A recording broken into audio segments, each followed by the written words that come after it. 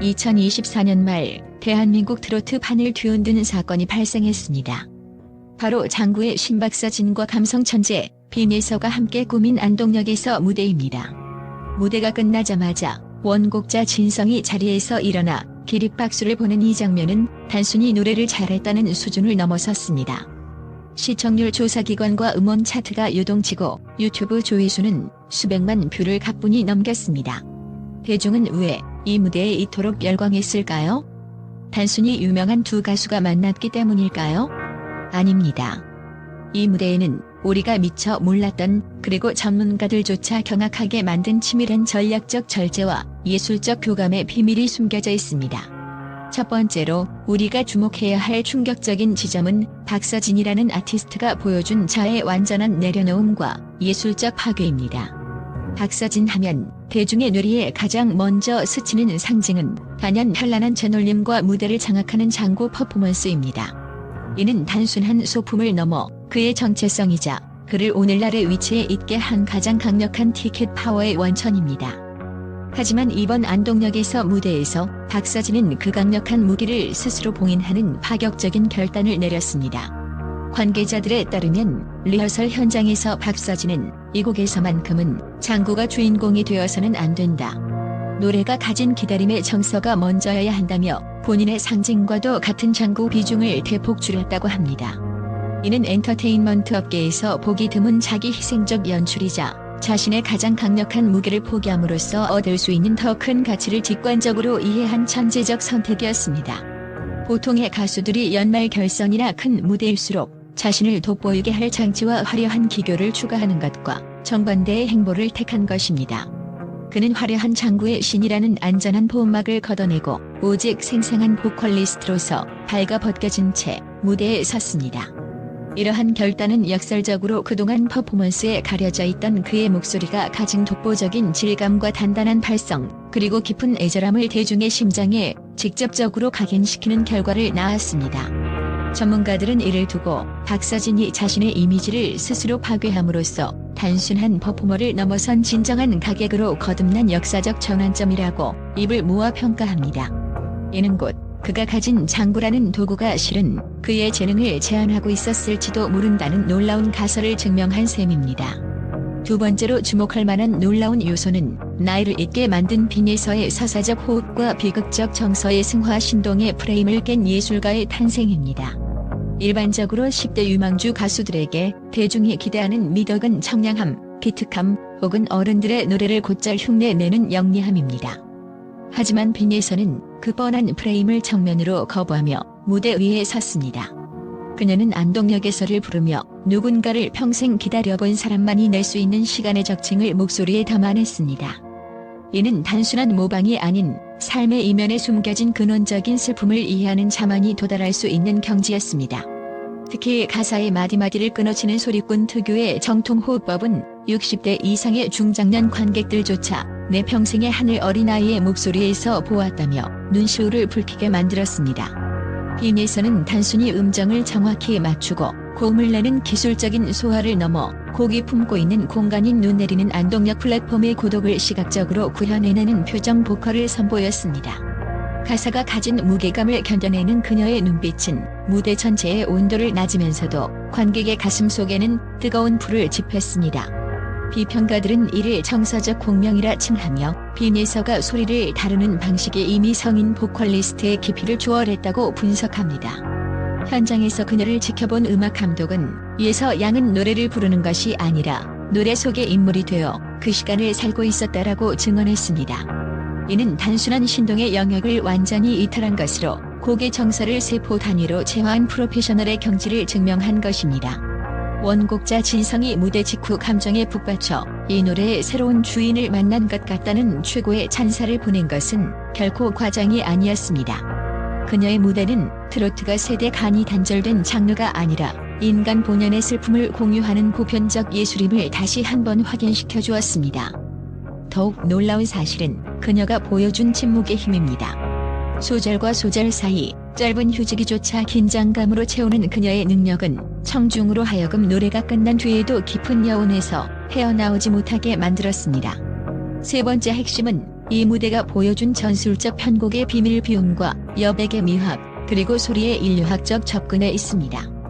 현대 트로트 무대는 갈수록 화려해지고 자극적으로 변모하고 있습니다. 웅장한 오케스트라, 수십 명의 댄서, 눈을 멀게 하는 LED 그래픽과 자극적인 신디사이저 음향이 무대를 지배하는 것이 일반적인 성공 방정식입니다. 자본이 투입된 대형 쇼일수록 시각적 정보량은 폭발하며 이는 시청자의 감각을 마비시키는 역효과를 낳기도 합니다. 하지만 박서진과 빈예서는 차갑고도 담백한 미니멀리즘을 선택하는 전공법을 택했습니다. 이번 무대의 공간 기획을 세밀하게 살펴보면 두 사람 사이의 물리적 거리를 의도적으로 평소보다 넓게 유지한 것을 볼 수 있습니다. 연출가들은 이를 심리적 거리의 시각화라고 부릅니다. 이는 두 사람의 케미를 물리적으로 강조하기보다 그 사이의 텅 빈 공간에 관객들이 각자의 잃어버린 기억, 떠나보낸 가족, 혹은 끝내 만나지 못한 연인에 대한 그리움을 투영할 수 있도록 설계된 고도의 연출이었습니다. 관객은 두 아티스트를 보는 것이 아니라 그들 사이의 정막에 놓인 자신의 인생을 보게 된 것입니다. 사운드 믹싱 측면에서도 혁명적인 시도가 있었습니다. 화려한 스트링 세션이나 브라스의 개입을 극도로 제한하고 어쿠스틱한 악기들의 질감을 살려 두 아티스트의 목소리가 공기 중에서 부딪히고 섞이는 천연의 울림에만 모든 신경을 집중했습니다. 특히 후렴구로 넘어가는 지점에서 악기들이 일제히 숨을 죽이고 두 사람의 화음만이 공간을 채우는 구간은 이 무대의 백미였습니다. 이러한 편곡 전략은 소란스러운 축제 같았던 연말 결선 무대를 순식간에 정숙한 위로의 성당으로 변모시켰습니다. 음악 평론가들은 이 무대는 오디오가 아니라 공간을 편곡한 사례라며 극찬했습니다. 네 번째로 현장에서 목격된 위기 대응의 완벽함과 초인적 평정심 무대의 붕괴를 예술로 승화시킨 찰나의 미학은 이 무대를 단순한 방송용 공연이 아닌 레전드 기록물의 반열에 올렸습니다. 생방송이라는 특성상 불가피하게 발생하는 미세한 음향 모니터링 시스템의 흔들림이나 배경 LED의 싱크 오차 등 돌발 상황이 현장에 있었음에도 불구하고 두 가수는 찰나의 흔들림조차 허용하지 않았습니다. 관계자들에 따르면 당시 무대 중앙의 인이어가 순간적으로 튀고 반주와 보컬의 밸런스가 무너지는 기술적 결함이 감지되었다고 합니다. 객석의 긴장감이 고조되던 그 찰나, 박서진은 오히려 박자를 더욱 크게 흔들거나 당황하는 기색 없이 숨을 평소보다 깊고 길게 가져가며 무대 전체의 중심을 잡는 무대 지휘자의 역할을 자처했습니다. 그는 반주에 끌려가는 것이 아니라 자신의 호흡으로 반주의 속도를 제어하는 초인적인 집중력을 보여주었습니다. 이는 단순한 가창력을 넘어 무대 위의 모든 변수를 통제하려는 마에스트로의 기질이었습니다. 빈예서 역시 시스템의 소음이나 환경적 요인에 매몰되지 않았습니다. 그녀는 인이어가 불안정한 상황에서도 가사의 전달력을 높이기 위해 발음을 더욱 명료하게 던지고 음의 끝처리를 평소보다 선명하게 마무리하는 소리꾼의 근성을 발휘했습니다. 위기 상황에서 목소리가 떨리거나 피치가 불안해지는 일반적인 신인들과 달리 그녀는 오히려 무대의 온도를 더욱 차갑게 가라앉히며 관객을 자신의 서사 속으로 깊숙이 끌어당겼습니다. 이러한 완벽한 대처는 사고를 전설의 한 장면으로 치환해버린 평정심의 경지를 보여주었습니다. 마지막으로 이 무대가 남긴 가장 위대한 유산은 세대 간의 감정적 대통합과 팬덤 문화의 질적 진화, 트로트를 넘어선 사회적 화해의 서사입니다. 그동안 트로트는 특정 연령대의 전유물 혹은 과거의 향수에 침잠해 있는 실버 문화라는 틀에 갇혀 있었습니다. 10대와 20대에게는 촌스러운 장르로, 중장년층에게는 젊은 층과 공유할 수 없는 고립된 취향으로 취급되기도 했습니다. 하지만 30대의 박서진과 10대의 빈예서가 만들어낸 이 놀라운 하모니는 10대부터 80대까지 전 세대의 감성을 관통하며 문화적 세대 차이를 단숨에 허물어뜨렸습니다. 특히 주목할 점은 팬덤 문화의 유례없는 질적 변화입니다.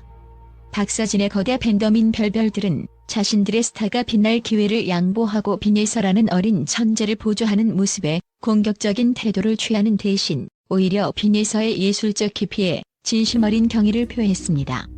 빈예서의 팬들 또한 박서진이 보여준 대선배다운 배려와 무대 장악력, 그리고 절제된 무대 매너에 아낌없는 찬사를 보냈습니다. 이는 팬덤 간이 소모적인 경쟁이 일상이 된 한국 엔터테인먼트 시장에서 상호 존중이 가져오는 시너지 효과를 증명한 매우 희귀하고도 고무적인 사례입니다. 두 아티스트는 무대 위에서 누가 더 잘하나를 경쟁하는 승부사가 아니었습니다. 박서진은 빈에서의 맑고 날카로운 결이 자신의 성량에 파묻히지 않도록 마이크를 잡은 손에 힘을 빼며 호흡을 섬세하게 조율했습니다. 빈에서는 박서진이 구축한 묵직한 서사라는 토대 위에 자신의 감정을 정중하고도 또렷하게 얹었습니다. 이러한 상호 존중과 공존의 태도는 무한 경쟁이 지상의 과제가 된 서바이벌 예능판에서 보기 드문 인류애적 감동을 선사했습니다. 사회학자들은 이 현상을 감정의 가교 효과라고 분석합니다.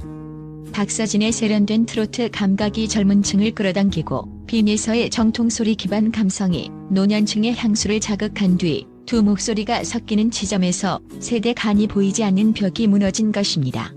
결과적으로 안동역에서는 단순한 히트곡의 재해석을 넘어 서로 다른 시대를 살아가는 사람들이 동일한 슬픔을 공유하고 서로의 고단한 삶을 다독일 수 있음을 증명한 역사적인 문화적 화해의 장이 되었습니다. 무대 이후 디지털 환경에서의 변화도 놀랍습니다. 관련 영상의 댓글 창에는 손녀와 함께 보며 처음으로 대화가 통했다. 내 아들이 박서진 팬이라 나도 빈에서를 응원하게 됐다는 식의 고백들이 줄을 잇고 있습니다. 이는 트로트가 단순히 듣는 노래를 넘어 세대 간의 대화를 복원하는 매개체로 진화했음을 의미합니다. 결국 박서진과 빈에서가 우리에게 준 가장 큰 선물은 훌륭한 노래 한 곡이 아니라 우리 사회가 잃어버렸던 서로를 향한 따뜻한 시선과 공감의 능력이었습니다. 대중은 이제 트로트를 특정 세대의 장르가 아닌 우리 모두의 삶을 잇는 거대한 감정의 강물로 인식하기 시작했습니다.